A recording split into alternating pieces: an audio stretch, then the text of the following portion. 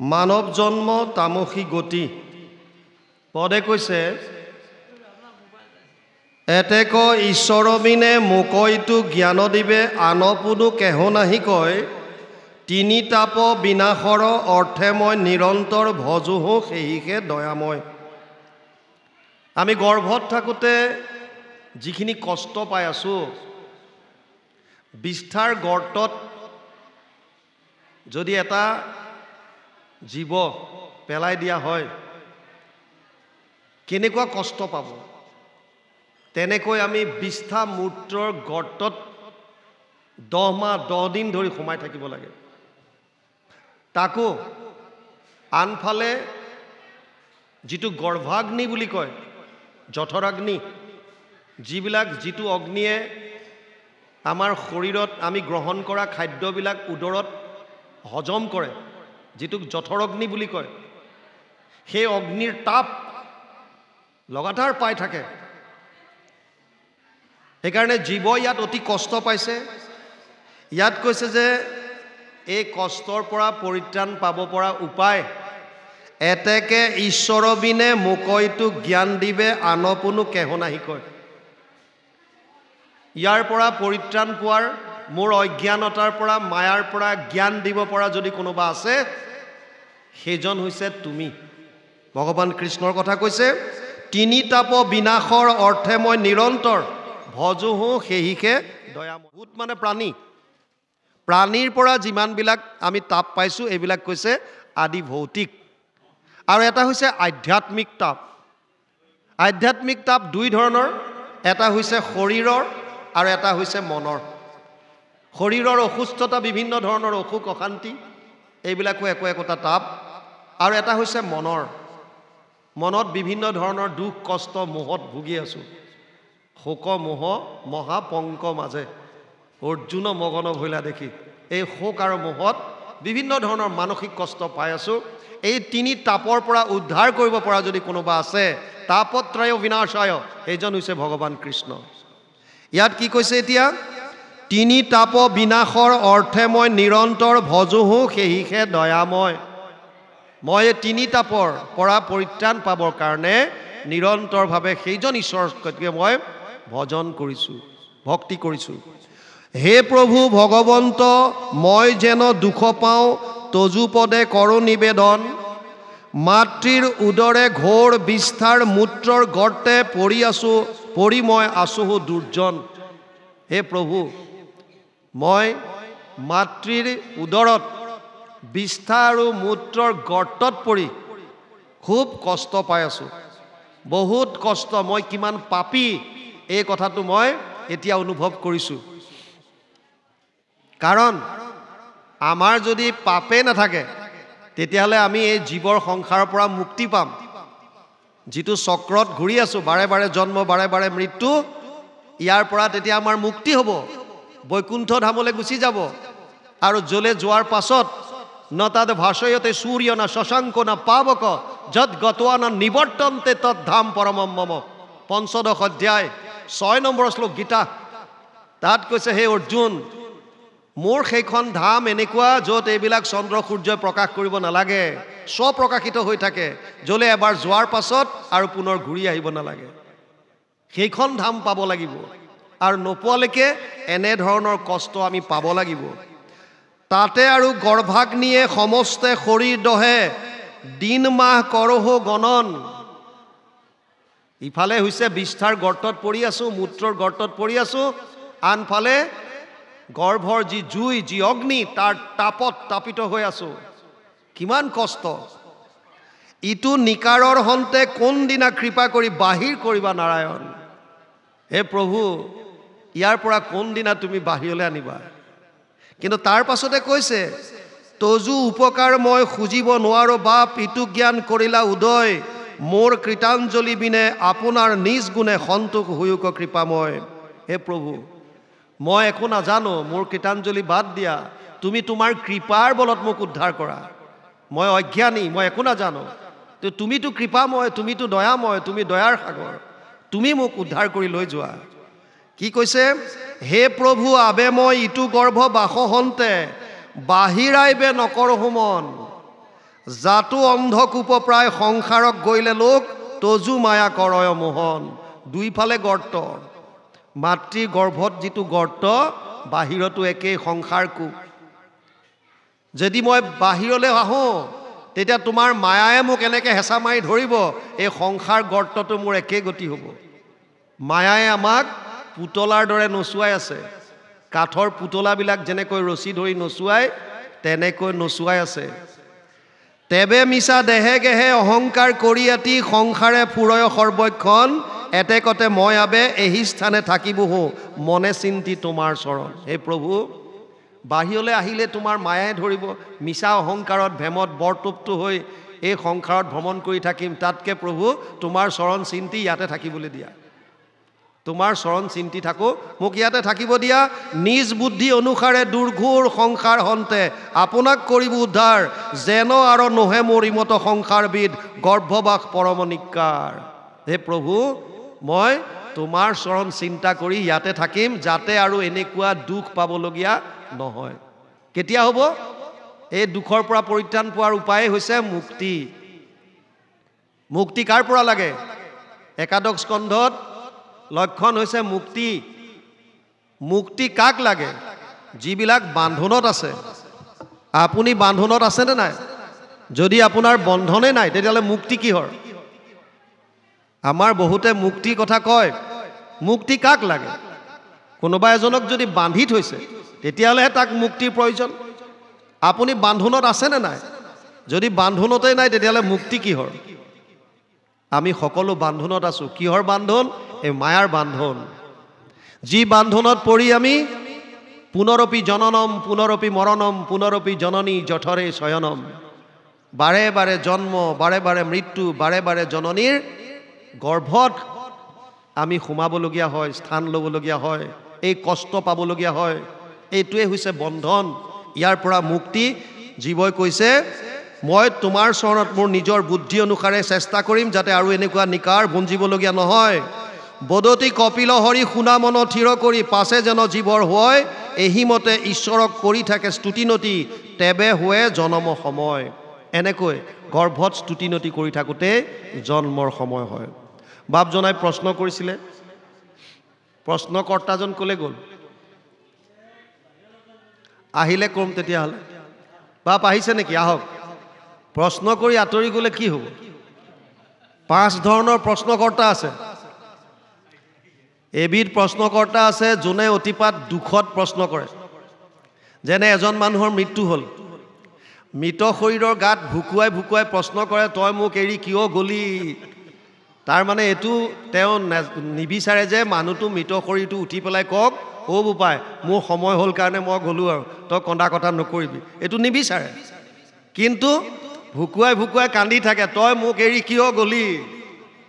কিছুমানে ক্ৰোধত কৰে, তই মোক কি কৰিব পাৰিবি? তাৰমানে এইটো নিবিচাৰে যে সি কওক যে মই তোক একে ঘোচাই দাঁতকেইটা ভাঙি দিম। এইটো নিবিচাৰে, ক্ৰোধৰ ভমকত কৈছে। এবিধ আছে যোনে নিজৰ প্ৰেজেন্সটো দিয়ে যে এইখন সভাত ময়ো আছোঁ।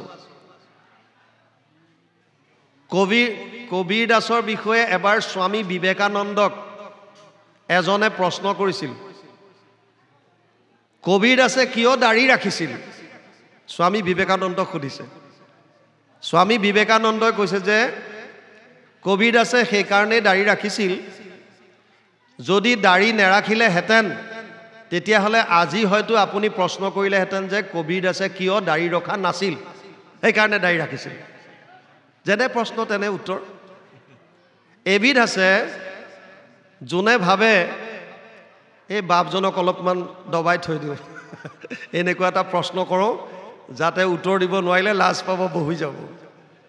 আৰু এবিধ আছে যোনে ভাবে এনেকুৱা এটা প্ৰশ্ন কৰা যাওক যিটো প্ৰশ্ন মোৰ লগতে ইয়াত থকা সমস্ত শ্ৰোতাৰ কাৰণে ই লাগতিয়াল হয় বা উচিত হয়। এই পঞ্চম ধৰণৰ প্ৰশ্নকৰ্তা হৈছে বাপজন। তেওঁ সুধিছে জীৱৰ সংসাৰ আৰু ঈশ্বৰৰ বিষয়ে আমি জানিবলগীয়া কথা। 3টা মূল তত্ত্ব আছে। এটা হৈছে ভগৱান, এটা হৈছে মায়া আৰু এটা হৈছে জীৱ। ইয়াৰ বাহিৰে চতুৰ্থ একো নাই।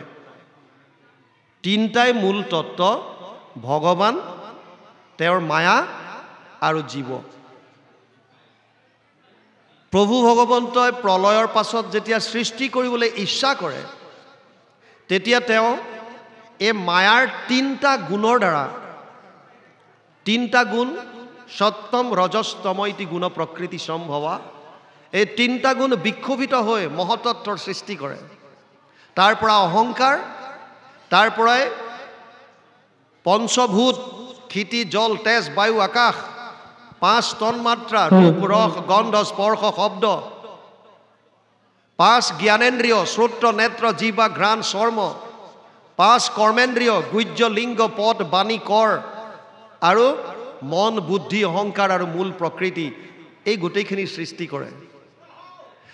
এয়া সম্পূৰ্ণ মায়াটো জ্বৰ, ই চৈতন্য নহয়। যেনেকৈ এতিয়া কাৰেণ্ট গুচি যাওঁতে, লাইট গুচি যাওঁতে ই আৱাজটো ডাঙৰ কৰিব নোৱাৰা হৈ গ'ল।